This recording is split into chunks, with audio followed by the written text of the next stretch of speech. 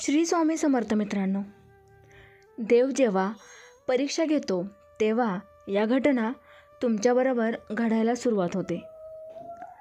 देव तुमचं नाव विसरतो. एक विशिष्ट वेळी मन बेचैन होते. भिंतीवर किंवा आकाशात विचित्र आकृत्या दिसतात.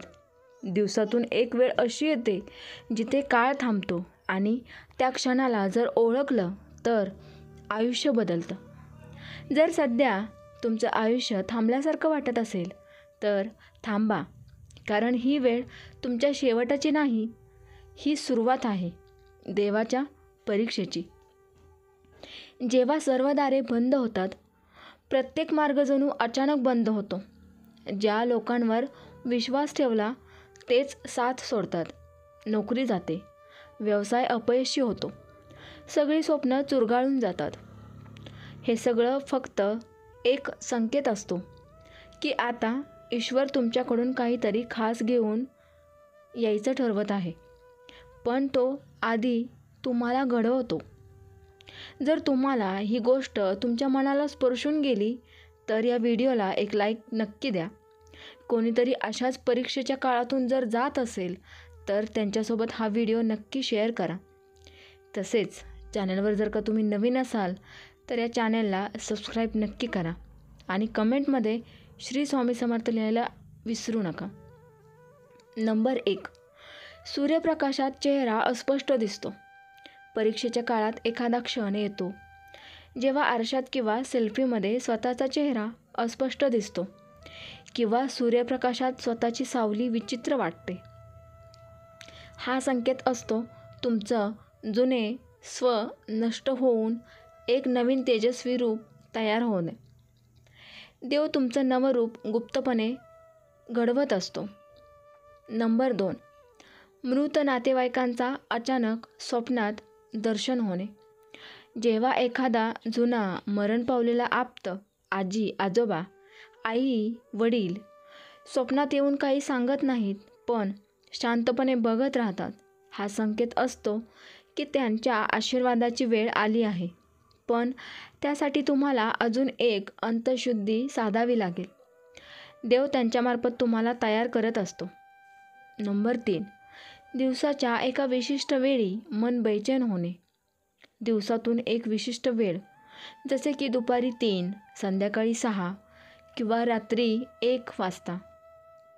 यावेळी तुमचं मन अस्वस्थ, बेचैन किंवा विचारांनी भरून जातं. ही वेळ तुमच्या आत्म्याशी संवादाची वेळ असते. देव याच वेळी तुमच्या मनात दिव्य विचारांचं सृजन करतो, पण तो फक्त शांत मनालाच ऐकू येतो. नंबर 4, देव तुमचं नाव विसरतो. कधीकधी तुमचं नशीब इतकं शांत होतं की वाटतं देवालाही आपलं नाव आठवत नाही आहे का? पण खरी गोष्ट अशी असते, देव तुम्हाला गुप्त योजनेतून मार्गदर्शन करत असतो. तुमचं नाव विसरलेलं नसतं, तर तो तुमचं नाव स्वतःच्या मनात जपून ठेवतो. जेव्हा वेळ येईल तेव्हा तो तुमचं नाव लोकांच्या ओठांवर आणतो आणि जग चकित होतं, हा इतका वेळ कुठे लपला होता. नंबर 5, भिंतींवर, जमिनीवर किंवा आकाशात विचित्र आकृत्या दिसतात. कधी भिंतींवर एखादी आकृती, आकड्यांचा नमुना किंवा जमिनीवर त्रिकोण, चक्र किंवा डोळ्यासारखी चिन्ह दिसतात. ही प्राचीन संकेत भाषा असते. देव ब्रह्मांडाशी तुमचं नातं पुन्हा जोडण्याचा प्रयत्न करत असतो. अशावेळी त्या चिन्हांचा अर्थ शोधणं म्हणजे तुमची परीक्षा पास होण्याची पहिली पायरी ठरते. नंबर 6, अचानक तुमच्या आजूबाजूचे लोक दूर होतात. कोणी काही सांगत नाही पण नातं तोडतात, मित्र टाळतात, कुटुंब समजून घेत नाही. अचानक तुम्ही एकटे पडता. ही एक दिव्य एकांताची परीक्षा असते. देव अशावेळी फक्त एक गोष्ट पाहतो, तुम्ही लोकांच्या आधाराशिवाय स्वतःवर विश्वास ठेवता का? नंबर 7, घरात अज्ञात सुगंध किंवा धुपाचा गंध येतो. कधी काही न जळता घरात अचानक चंदन, धूप, फुलांचा मंद गंध जाणवतो. ही स्थिती म्हणजे दिव्य शक्तींचं अस्तित्व. कोणीतरी गुप्त शक्ती, देवदूत, ऋषी वा पूर्वज तुमचं रक्षण करत आहेत. हे गंध दिसणाऱ्या देवतेचे संकेत असतात, पण डोळ्यांनी नाही, अंतःकरणाने ओळखायचे. अचानक घरात मंद वारा वाहतो, धूप येतो. हा फक्त गंध नसतो, तो एखाद्या देवतेचा स्पर्श असतो. नंबर 8. एक नातं, 2 एक संधी, एक स्वप्न.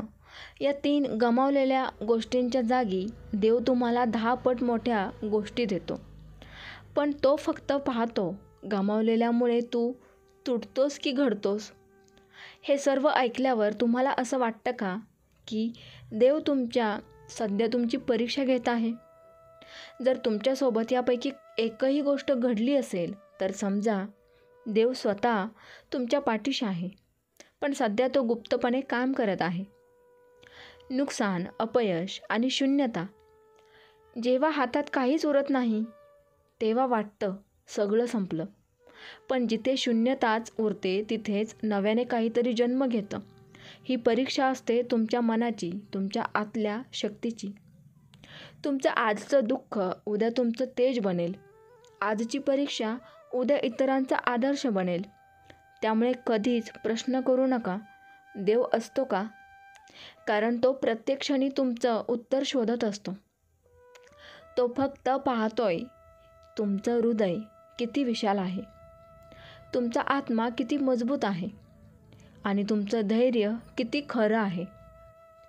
म्हणून जर या घटना तुमच्या आयुष्यात घडत असतील तर समजा देव तुमच्यावर विशेष कृपा करतोय. तो तुम्हाला काहीतरी महान घडवण्यासाठी निवडतोय. श्री स्वामी समर्थ. जय जय स्वामी समर्थ. ही माहिती कशी वाटली कमेंटद्वारे नक्की कळवा. चॅनलवर नवीन असाल तर चॅनलला सबस्क्राईब करा आणि व्हिडिओला एक लाईक करायला विसरू नका. धन्यवाद.